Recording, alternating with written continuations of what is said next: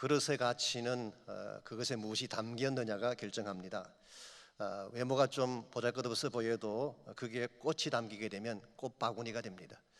그게 보석이 담기게 되면 보석함이 되겠죠. 근데 아무리 그럴듯하게 보여도 오물이 담기게 되면 쓰레기통이 되는 것입니다. 그러므로 외형이 중요한 것이 아니라 담겨진 내용물이 더 중요한 것이죠. 우리 인생도 마찬가지라고 생각합니다. 우리 외형이 얼마나 잘생겼냐가 중요한 것이 아니라 우리 내면에 무엇을 품고 사느냐가 중요합니다. 여러분과 제가 무엇을 가슴에 품고 살아가면 우리 인생에 가장 아름답고 존귀하게 될까요? 결론은 한 가지입니다. 예수 그리스도를 품는 것입니다.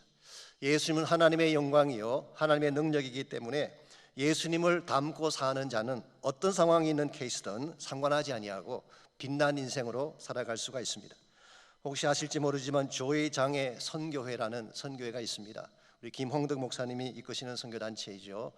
개인적으로도 제가 목사님을 잘 알고 그분이 쓰신 책도 여러 권 보았습니다마는 이번 2001년도에 펴낸 책이 한 권 있습니다. 애덤 킹 희망을 던져라라고 하는 그런 책입니다.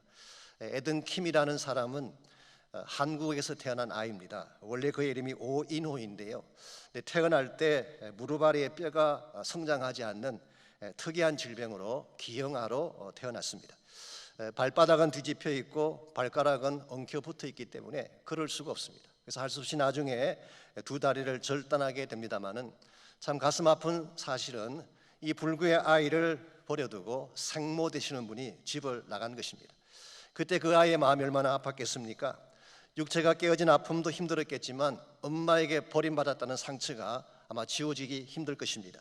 이와 같은 아이를 미국에 살고 있던 로버트 킹이라고 하는 사람이 입양을 했습니다. 그래서 그의 이름이 애덤 킹이 된 것입니다. 이 킹씨 부부는 참으로 신실한 믿음의 가정입니다.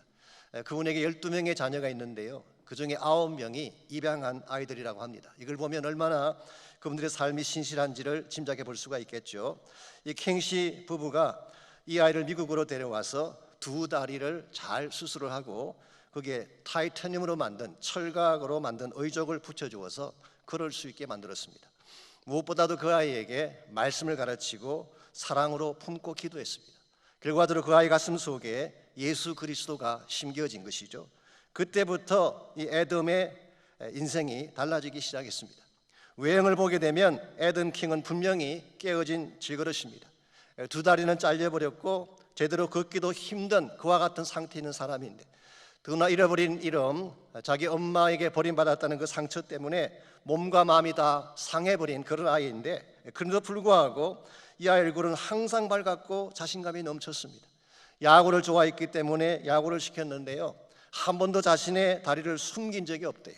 오히려 반바지를 입고 다니면서 당당하게 살아갔습니다. 기억하실지 모르지만 애덤 킹이 2001년도에 이희호 여사의 초청으로 한국에 나가서 잠실구장에서 수만 명의 관중들 앞에서 시구를 한 적이 있습니다. 그때가 그가 공을 던진 후에 뭐라고 외쳤는지 아십니까? 나는 희망을 던진 것이다. 얼마나 당당한 선포이고 고백입니까? 다리는 잘려지고 몸은 비틀어졌지만 누가 봐도 깨어진 인생인데 어떻게 이렇게 아름다운 희망을 노래할 수가 있었을까요? 이유는 딱 한 가지입니다. 그 안에 살아계신 예수님이 계셨기 때문이죠. 이런 측면에서 외형이 문제가 아닙니다. 장애나 깨어진 몸도 문제가 아닙니다. 우리 가슴 속에 무엇을 품고 사느냐가 우리 인생의 가치를 결정하는 것입니다.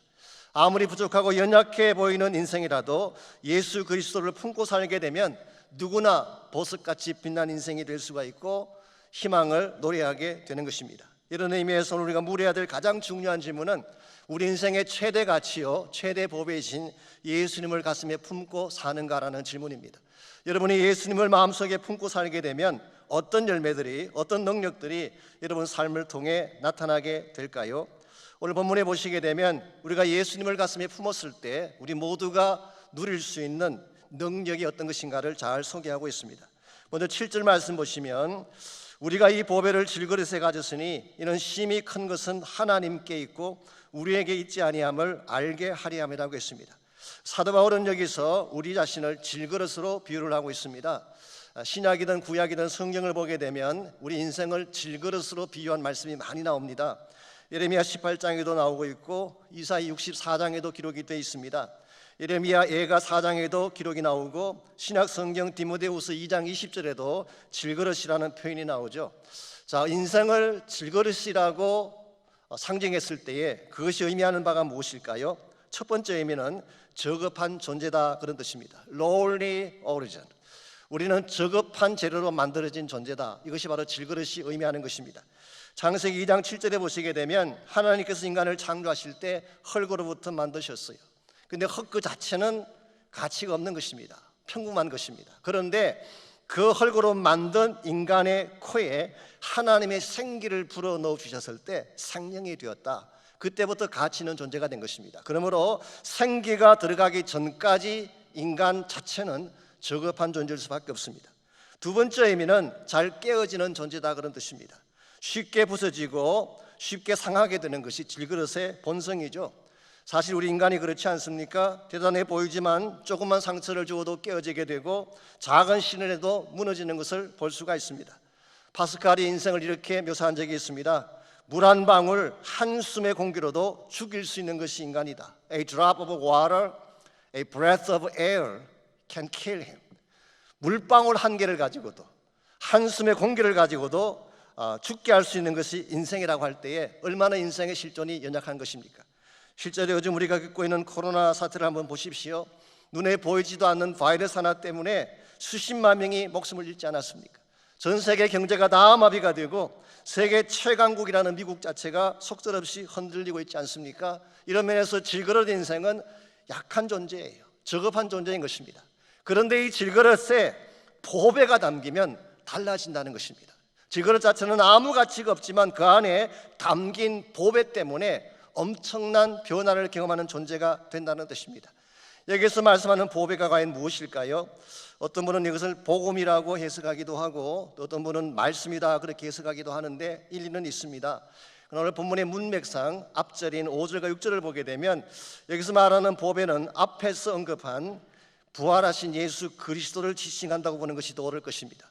우리 안에 계신 보배는 그냥 보배가 아니라 살아계신 예수님, 부활의 능력을 가지신 예수님이 우리 안에 계시기 때문에 우리 안에 그 보배가 들어오게 되면 엄청난 변화가 일어나는 것입니다. 최소한 두 가지 변화를 말할 수가 있습니다. 첫 번째는 능력의 원천이 달라지는 것입니다. 지금까지는 나의 힘, 나의 노력으로 살아왔지만 이제는 나의 힘이 아니라 심히 큰 능력이신 하나님을 의지하는 삶, 이런 면에서 우리의 인생의 능력의 원천이 달라졌습니다. 둘째는 우리의 스테이터스, 신분이 달라지는 것입니다. 과거에는 단순한 질그릇에 불과했는데 가치도 없고 존귀함도 없던 질그릇이었는데 우리 안에 보배신 예수님이 들어오시는 순간 우리는 보석 같은 존재가 된 것입니다. 하나님의 사랑을 받는 존귀한 인생이 되는 것입니다. 이런 의미에서 우리가 예수님 만난다는 것이 얼마나 큰 축복인지 아시겠어요? 주님을 나의 마음 가운데에 나의 구원자로 영접한다는 것이 얼마나 큰 축복인지 알 수가 없습니다. 아무리 많은 것을 가져도, 아무리 화려한 장치를 가지고 있어도 예수 만나기 전까지는 질그릇이에요. 질그릇을 꾸미고 닦고 해봐도 질그릇은 질그릇입니다. 죄송한 말씀이지만 아무리 닦으셔도 질그릇은 질그릇에 불과한 것입니다. 근데 그게 보배이신 예수님께서 오시게 되면 감히 누구도 깨뜨릴 수 없는 강력한 인생이 되어지고 누구도 감히 엿볼 수 없는 존귀한 인생이 되는 것입니다. 이런 측면에서 우리 인생의 최대 과제는 보배이신 예수님을 영접하는 것입니다. 예수님을 영접하는 순간 우리는 질그릇은 질그릇이되 그냥 질그릇이 아니라 보배를 담은 질그릇이 되는 것입니다. 오늘 우리의 삶 가운데에 참 보배이신 예수님께서 담기게 되면 어떤 역사가 일어나게 될까요? 오늘 본문에 보시게 되면 부활하신 주님이 우리 안에 계시게 되면 나타날 수밖에 없는 세 가지 능력이 오늘 본문을 통해 소개되고 있습니다. 첫 번째가 극복의 능력이 나타납니다. 모든 것을 이겨낼 수 있는 power to overcome, 모든 것을 다 이겨낼 수 있는 능력을 갖게 되는 것입니다. 크리스찬이 되었다고 해서 시련이 없는 것입니까? 아닙니다. 우리가 예수 믿게 되었다고 넘어지지 않을까요? 우리도 넘어지는 것입니다. 근데 보배이신 그리스도를 가지게 되면 넘어져도 다시 일어날 수가 있다. 그것도 한 번만 일어나는 것이 아니라 오뚜기 같이 또 일어나고 또 일어나는 존재가 된다 그런 뜻이에요. 8절과 9절을 보시면은 사도 바울은 이것을 다음과 같이 묘사하고 있습니다. 여기는 네 가지 우리 크리스찬들이 겪게 될 상황이 나와 있는데요, 어려운 상황입니다. 먼저 8절 말씀, 우리가 사방으로 우겨삼을 당하여도 쌓이지 아니한다 그랬어요. 이 사방으로 우겨삼을 당한다, 이 말의 뜻이 헬라말 뜰리보라는 단어인데요, 이것은 원래 의미가 이 포도즙을 만들기 위해서 포도를 짓누르는 것을 의미하는 것입니다. 포도를 짓누르게 되면 어떻게 될까요? 포도가 터지게 되죠. 오늘 본문에서 사방으로부터 눌림을 당해도 NIV 성경은 pressed on every side, 사방에서 강력하게 나를 짓눌러도 not crushed, 터지지 않는다, 깨어지지 않는다, 그렇게 번역을 했어요. 자, 분명히 포도는 짓누르면 터지고 깨어지게 되어 있는데 왜 깨어지지 않는 것일까요? 우리 안에 누구도 감히 터뜨릴 수 없는 예수님이 계시기 때문에. 예수님은 죽음마저도 이기고 부활하신 능력의 하나님이세요. 누가 눌러도, 어떠한 권세가 눌러도 결코 눌려질 수 없는, 이걸 영어로 invincible이라고 합니다. 누구도 정복할 수 없는 invincible, 아무리 누르고 눌러도 눌러지지 아니하는 존재, 이와 같은 존재이신 예수님이 우리 안에 계시기 때문에 우리가 아무리 우겨삼을 당하여도 쌓이지 않는 것입니다. 두 번째 케이스가 답답한 일을 당하여도 낙심하지 아니한다. 이게 답답한 일이라고 하는 것은 영어 성경에서는 perplexed라고 번역했습니다. 당혹해야 한다, 난처해야 한다, 진퇴양난이라 그렇게 번역할 수 있는 단어입니다. 원래 헬라 말의 원문이 이것이 군대에서 사용하던 언유적인 표현이라고 합니다. 적군에게 포위를 당하여서 움직일 텀도 없이 궁지에 몰려있는 상태를 오늘 성경은 답답한 일이라고 표현했습니다. 사면초가라는 말이 있죠. 사면에서 초나라 노래가 들려온다. 뭐 아시겠지만 초나라 항우가 한나라 유방과 전쟁을 하던 중에 포위를 당하게 됐습니다. 그런데 한밤중에 양사방에서 초나라 노래가 들려왔어요. 그때 항우는 깨닫습니다. 초나라가 정복을 당했구나. 그래서 우리 백성들이 저렇게 노래를 부르는구나. 그래서 절망했다고 해서 나온 고사가 사면초가죠. 오늘 여러분까지의 삶에도 이런 케이스가 분명히 있습니다. There's no way out. 사방이 다 막혔어요. 어찌할 바를 몰라 할 수 있는 상황. 직장이 날아갔습니다. 사업장이 문을 닫았는데 신분마저 해결할 수가 없어서 어디를 가야 될지를 몰라 할 때 There's no way out. 중병의 진단을 받고 자기 몸도 가누기가 힘든데 가정마저 어려움 가운데 처하게 되었을 때 There's no way out. 오늘 여러분까지의 삶 속에 분명히 아무리 발버둥 쳐도 빠져나올 수 없도록 포위당한 상황이 있을 수가 있죠. 그럴지라도 낙심하지 않는다고 했어요. Not in despair. 아무리 모든 상황이 나를 억누르고 포위해도 나는 낙심하지 않는다. 이유가 뭐라고요? 우리 안에 살아계신 예수님 때문에. 예수는 무덤마저도 깨뜨리고 나오신 분인데 어떤 어두움이 그 예수님을 가둘 수가 있겠습니까? 세 번째 케이스가 박해를 받아도 버림받지 아니한다. 이것은 우리가 인간에게는 박해를 받을 수 있다는 뜻입니다. Persecuted by man. 사람들은 우리를 박해할 수 있습니다. 우리를 버릴 수 있는 것입니다. 그러나 not abandoned by God. 하나님에 의해서는 절대 버려지지 않는다. 여러분이 사람들에게 아무리 버림받고 내침을 당해도 하나님은 여러분을 버리지 않았어요. 한 번 사랑하시면 끝까지 사랑하시기 때문에, 한 번 잡은 손은 절대 놓지 아니하신 그 하나님이 우리 안에 계시기 때문에 버림바 될 수가 없는 것입니다. 마지막 네 번째 케이스가 거꾸로뜨림을 당하여도 망하지 아니한다. 윌리엄 바클레이가 이것을 재미있게 번역을 했어요. 이 권투 용어를 사용했습니다. We are knocked down, but not out. 이 knock down 당한다는 것은 이 펀치를 맞고 땅에 쓰러지는 것을 다운한다 그러죠. 이 권투 용어입니다. knockdown을 당하는 것은 아직도 게임이 끝난 거 아니에요. 근데 knock-out 되게 되면, KO 되게 되면 경기가 끝나는 것입니다. 홍서환 선수를 혹시 기억나십니까? 이번에 1974년도에 남아공에 가서 벤트급 세계 챔피언십에 도전을 했습니다. 이 먼 나라에 가서 적지에서 이 도전자가 된다는 것은 웬만해서 이길 수 없는 게임이에요. 그런데 경기 중에 4번이나 다운당했어요. 4번. 한 번만 다운당해도 일반적으로 게임이 지는데요, 4번 다운당했어요. 5번째 일어나서 상대방을 KO시키고 챔피언십을 먹게 되었죠. 저는 이와 같은 것이 크리스찬 삶이라고 생각합니다. 우리의 인생에 고난의 펀치를 맞을 때가 있어요.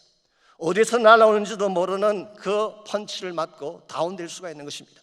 그래도 불구하고 여러분과 저는 절대로 knocked out, KO패 당할 수는 없는 것입니다. 왜냐하면 하나님이 우리를 붙잡고 계시기 때문에. 다윗은 시편 37편 23절 24절에서 이런 고백을 했습니다. 여호와께서 사람의 걸음을 정하시고 그의 길을 기뻐하시나니 그는 넘어지나 아주 엎드러지지 아니함은 여호와께서 그의 손으로 붙드심이라고 했어요. 우리가 넘어질 수 있죠. 우리도 다운당할 수가 있습니다. 그러나 반드시 다시 일어납니다. 이유가 뭡니까? 하나님이 우리를 붙잡고 계시기 때문에. 그러므로 여러분들 어떤 상황이 주어질지라도 상황만 바라보며 절망하지 마십시오. 흔히 그런 말 하죠. 동서남북어디를 둘러봐도 길이 없다. 물론 사방에 길이 없을 때가 있습니다. 그때 한 가지 뚫린 길이 있어요. 위쪽입니다. 위를 바라보면 길이 있는 것입니다. 우리 그리스도인들은 동서남북이 막혔다고 좌절하고 주저앉는 자가 되는 것이 아니라 위를 바라보는 것입니다. 하나님을 바라보는 것입니다. 그리고 하나님 앞에 나아가서 주의 권능을 붙잡게 되면 하나님이 길을 내시고 축복의 아침을 가져오게 하시는 것입니다. 그 좋은 예가 캐먼스 윌슨이라고 하는 사람의 스토리에서 발견할 수가 있습니다. 혹시 여러분께서 아실지 모르지만 이분은 1950년대 초에 테네시 멤피스에 살고 있던 분입니다. 하루는 어느 날 갑자기 직장에서 해고를 당했습니다. 나름대로 열심히 일도 하고 충성도 다 했는데 하루아침에 쫓겨난 것입니다. 마음이 상하고 분했습니다. 따져보았지만 통하지 않았어요. 그러나 먹고는 살아야 되기 때문에 다른 일터를 찾아보려고 수개월을 돌아다녔지만 어느 한 곳도 직장을 주는 데가 없었습니다. 70대로 지킨 이 캐먼스 윌슨 씨가 자기 부인에게 다음과 같이 말을 했습니다. 여보, 나 자살하고 싶어. 어차피 무덤 같고 지옥 같은 생활 더 계속해봐야 무슨 소용이 있겠어. 이 말을 들은 그 부인이 참 신앙이 좋았던 분 같습니다. 이렇게 충고를 해주었습니다. 바깥에서만 길을 찾지 말고 당신 안에서 한번 찾아보십시오. Look inside of you. 당신 안에는 하나님이 계시지 않습니까? 참 지혜로운 아내예요. 누구 같아요? 이 말에 힘을 얻은 캐먼스 윌슨이 돌아다니는 대신에 하나님 앞에 엎드려서 기도하기 시작했어요. 기도하는 중에 분한 마음, 상한 마음, 정오심으로 가득 찼던 마음이 가라앉기 시작을 하고 하나님이 보여주시는 길이 눈에 들어오기 시작한 것입니다. 그래서 용기를 갖고 우선 본인이 가장 잘하는 일이 집을 짓고 수리하는 일이었기 때문에 이 일부터 하기로 시작을 합니다. 우선 자기 집을 담보로 잡고 은행에서 돈을 대출받아서 집을 지었어요. 근데 짓기가 무섭게 팔렸어요. 그 돈으로 또 집을 지어서 팔았습니다. 또 팔렸어요.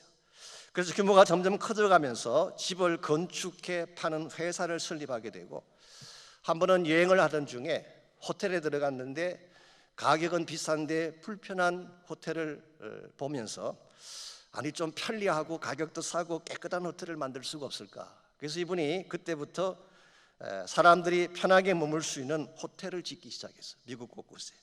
그렇게 해서 시작된 것이 오늘날의 홀리데이 인이라고 하는 호텔 체인이 만들어진 것입니다. 세계에서 가장 큰 호텔 체인 중에 하나가 됐죠. 그 호텔에 들어가게 되면 항상 데스크를 열어보게 되면 성경책이 비치되어 있습니다.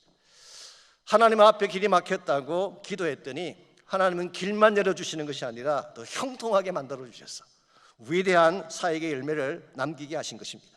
오늘 여러분의 삶에도 동일한 역사가 일어날 수가 있습니다.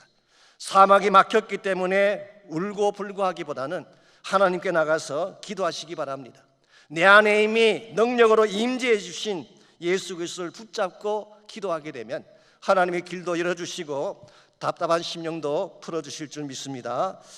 두 번째로 여러분과 제가 예수님을 마음에 담게 되면 생명의 능력이 나타나게 됩니다. 생명의 능력. 10절에서 12절 말씀을 보시면은 참된 생명이 어떤 과정을 통해 나타나는지가 잘 소개가 되어 있습니다. 먼저 10절 말씀 제가 읽습니다. 우리가 항상 예수의 죽음을 몸에 짊어짐은 예수의 생명이 또한 우리 몸에 나타나게 하려 함이라. 여기 보면은 예수의 죽음을 몸에 짊어진다는 표현이 나오죠. 이게 무슨 뜻일까요? 예수의 죽음을 짊어진다. 이 개역 개정 성경은 좀 제가 볼 때는 조금 이해가 덜 쉽게 되어 있는데요. 옛날 성경, 개역 한글 성경은 더 쉽게 번역을 했어요. 예수 죽인 것을 몸에 짊어진다. 이건 자명하잖아요. 십자가를 말하는 것입니다. 사도 바울은 예수님이 지셨던 십자가를 몸에 짊어진다. 그랬더니 자기 육체에서 생명이 나타났다. 그렇게 설명하고 있습니다. 오늘 본문을 조금 더 자세히 들여다보시게 되면 오늘 본문에 사용된 죽음이라고 하는 단어가 통상적으로 사용되는 단어가 아닙니다. 일반적으로 헬라 말에서 죽음은 타나토스라는 단어를 쓰는데요, 그것은 death, 죽음 자체를 말하는 것입니다. 오늘 본문에 사용된 이 단어는 사실은 네크로시스라는 단어, 이걸 좀 더 자세하게 원문에 맞도록 이렇게 풀어 설명하자면은 죽음 자체가 아니라 죽어가는 상태를 말하는 것입니다. 그래서 영어 성경에서는 dying이라고 번역해요. dying, 죽어가고 있다. death state, 그렇게 번역했습니다. New Living Translation은 이 뜻을 잘 살려서 continue to share in the death of Jesus, 예수님의 죽음에 계속적으로 참여하고 공유한다, 그렇게 번역한 것입니다. 사도 바울의 인생 가운데는 매일매일 죽는 삶이 있었어요. 십자가를 지고 자신을 철저하게 못 박는 삶이 있었어요. 이와 같이 매일의 삶 가운데서 자신을 십자가에 못 박고 자신을 죽였더니 그때 나타날 현상이 뭐라는 것입니까? 생명이 나타나게 되었다. 이게 참 역설적이지만 대단히 중요한 진리가 아닐 수가 없습니다.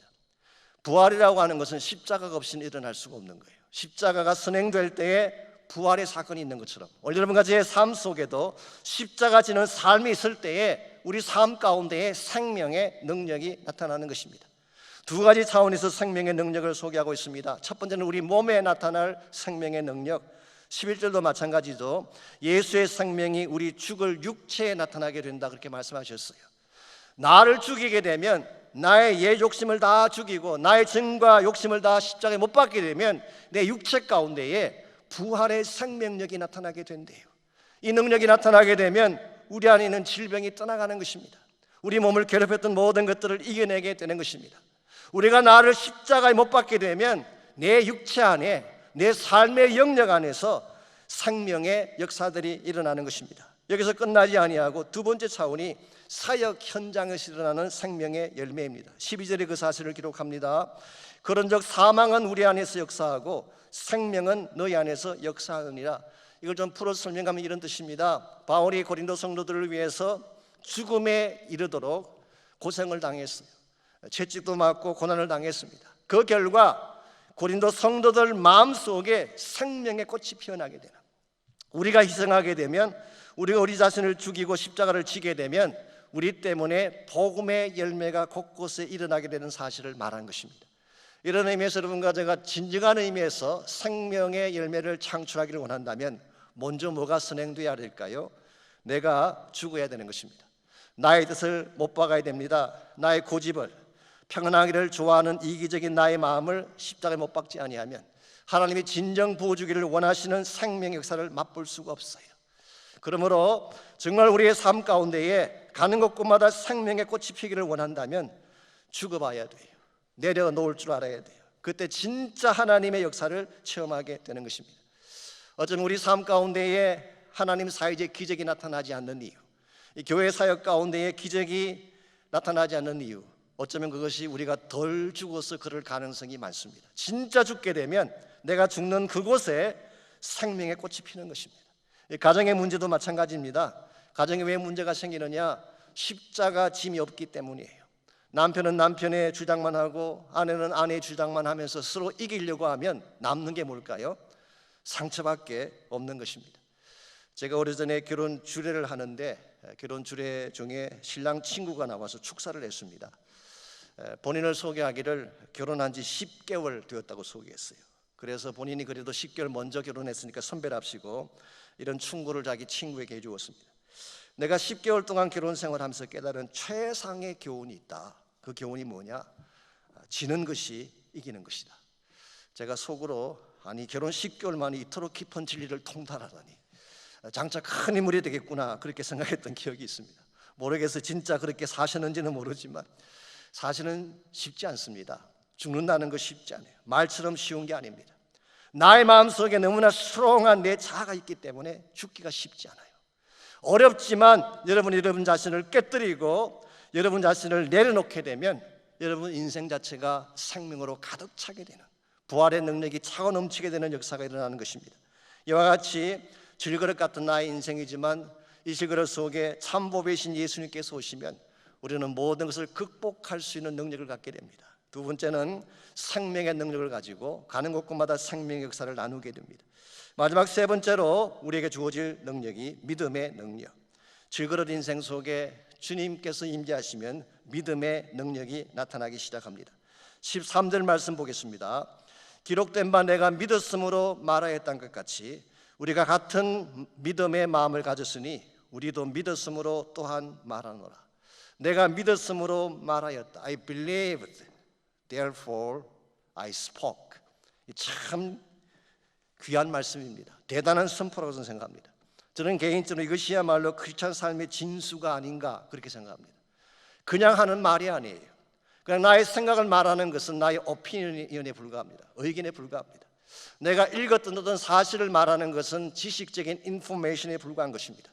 그런데 내가 만일 체험한 믿음을 통해서 말한다면, 그것도 고난을 통과한 진짜 믿음을 통하여 말하게 된다면 그 말이 남기는 열매는 대단한 역사를 이룰 수밖에 없는 것입니다. 이런 면에서 I believed, therefore I spoke. 이건 굉장한 크리스찬 삶의 중요한 측면입니다.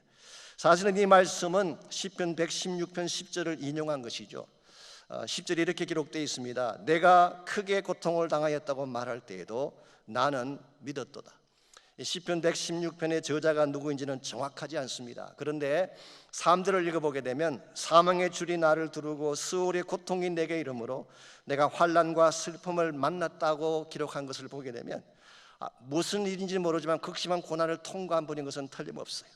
11절 보게 되면 내가 경급 중에 이르기를 모든 사람은 거짓말쟁이라. 얼마나 많이 속아보았으면, 얼마나 많이 당하고 버림받아 보았으면 이런 고백을 했겠어요. 그러므로 이 시편 저자는 분명히 많은 고난의 과정을 통과했어요. 당해보았던 사람, 속아보았던 사람, 버림받았던 사람인데 I believed, 그럼에도 불구하고 믿었다는 것입니다. 이게 참된 성도의 삶의 특징입니다. 자, 여기서 말하는 믿음이 어떤 믿음일까요? 믿음엔 여러 가지 종류가 있죠. 주님을 영접하는 믿음, 이걸 saving faith라고 합니다. 영접함으로써 믿는 믿음, 구원받는 믿음이죠. 근데 예수를 영접한 이후에 하나님을 신뢰하는 믿음, 이거는 본문이 말하는 믿음이에요. 그것도 그냥 신뢰하는 것이 아니라 fully trust 하는 믿음. I believe in God. 그냥 피상적으로 지식적으로 믿는 하나님이 아니라 나의 whole heart를 다 바쳐서, 전심을 다 바쳐서 하나님을 붙잡는 믿음, 이게 진짜 믿음이에요. 이와 같은 믿음을 소유하게 되면 아무리 환난이 불어오고 고난의 바람이 더 세게 불어와도 그 믿음은 그 고난을 통과하고 할 말을 갖게 되는 것입니다. 그래서 시편 116편 12절에서 14절을 보면은 이 시편 저자가 이 믿음을 가졌기 때문에 고백할 수 있었던 위대한 고백이 나와 있습니다. 내게 주신 모든 은혜를 내가 여호와께 무엇으로 보답할까? 내가 구원의 잔을 들고 여호와 이름을 부르며 여호와의 모든 백성 앞에서 나의 서원을 갚으리로다. 참된 믿음을 가진 사람은 은혜를 기억하는 것입니다. 고난만 기억하는 것이 아니라, 내가 빼앗겼던 상처만 기억하는 것이 아니라 하나님이 얼마나 나를 사랑하셨던가, 하나님의 은혜를 기억하게 되는 것입니다. 두 번째는 내가 구원의 자를 높여들고 여호와 이름을 부른다. 예배를 말합니다. 찬양을 말합니다. 참된 믿음은 고난에도 불구하고 찬송을 올려드리는 것입니다. 뿐만 아니라 세 번째로 나의 서원을 갚겠다고 했어요. 이것은 고난을 통과한 후에 본인이 마땅해야 될 사명을 행하겠다는 뜻입니다. 저는 이것이 참된 믿음이라고 생각합니다. 고난을 넘어서서 하나님의 은혜를 찬양하는 것, 고난을 넘어서서 여호와의 이름을 높이는 것, 고난을 넘어서서 나에게 부여된 사명을 끝까지 담대하게 이루어 나가는 믿음, 이와 같은 믿음이 여러분과 저에게 분명할 때에 세상 사람들은 우리가 전하는 메시지에 귀를 기울이게 돼 있어요. I believed, therefore I spoke. 나는 믿었기 때문에 말하노라. 내 믿음의 실체가 분명할 때에, 내 믿음의 내용이 분명할 때에 그때 여러분이 살아가는 삶 자체가 능력이 되고 가는 곳곳마다 하나님의 기적을 만들어낼 수가 있는 것입니다. 사랑하는 성도 여러분, 제가 시작할 때 이미 말씀을 전제로 드린 것처럼 우리 모두는 질그릇에 불과합니다. 깨어지기 쉽고 상하기 쉬운 질그릇이에요. 그러나 이와 같은 질그릇 속에 예수 그리스도가 담기게 되면 세상에 누구도 감히 꺾어낼 수 없는 강한 자가 되는 것입니다. 예수님이 우리 안에 계셔서 내 삶의 주권자가 되시고 그분의 이 부활의 생명의 능력이 나를 장악하게 되면 우리 삶 자체가 기적이 되고 우리 삶이 노래가 되고 찬양이 되는 것입니다. 그러므로 여러분들 정말 여러분이 예수를 만났다면 보배를 담은 질그릇 같게 사시기 바랍니다. 깨어졌기 때문에 울지 말고 사람들에게 버림받았다고 상처를 말하지 말고 보배를 담은 질그릇답게 살 수 있기를 바랍니다.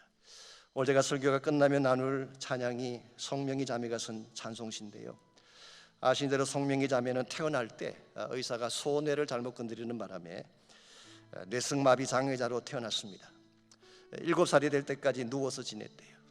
어머니가 업어주시게 되면 고개가 뒤로 젖혀지기 때문에 극심한 통증으로 말미암아서 자지러지게 울기도 하고 대어들기도 하고 소리를 지르는, 한마디로 몸도 상하고 마음과 영혼이 다 황폐하게 되어진 그런 자매가 송명이었습니다. 그랬는데 이분이 16세 때 예수님을 만나게 됐어요. 특별한 체험을 통해 주님 만나게 되면서 심령의 근본이 바뀌기 시작했습니다. 매일 그는 성경을 읽었어요. 하루에 5시간씩 기도하는 중에 주님의 음성을 듣게 됩니다.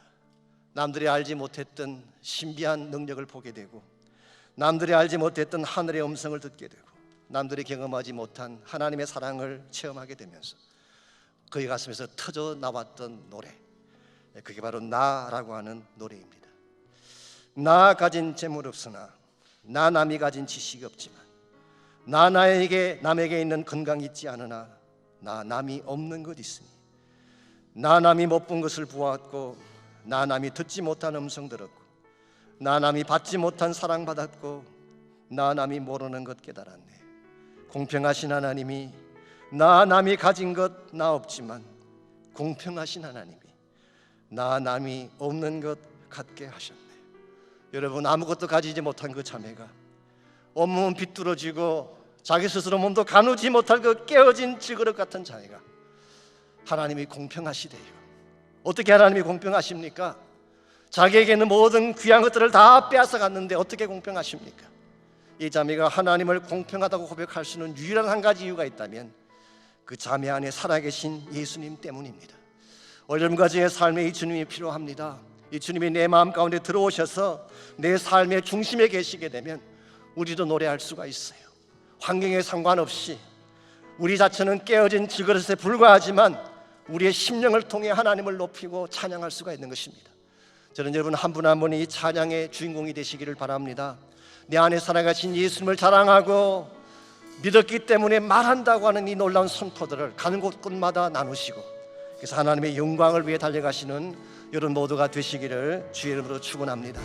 이 시간 같이 한번 한 목소리로 기도하며 헌신하면 좋겠습니다. 하나님, 나를 보배를 담은 질그릇처럼 살게 해주십시오. 기도하시기 바랍니다. 여러분 안에 이미 보배이신 예수님께서 와 계십니다. 부활의 능력과 권세를 가지신 그분이 여러분 안에 와 계세요. 그 부활의 권세를 붙잡으시기 바랍니다. 성령의 은혜를 붙잡으시기를 바랍니다. 하나님, 나를 도와주십시오. 나를 일어나게 하십시오. 답답한 모든 일들을 다 뿌리치고 일어날 수 있는 힘을 부어달라고, 그래서 참 예수 믿는 사람답게 보배를 남은 질그릇답게 영광스럽게 아름답게 살아갈 수 있도록 우리 다 같이 한 목소리로 결단하며 기도하겠습니다.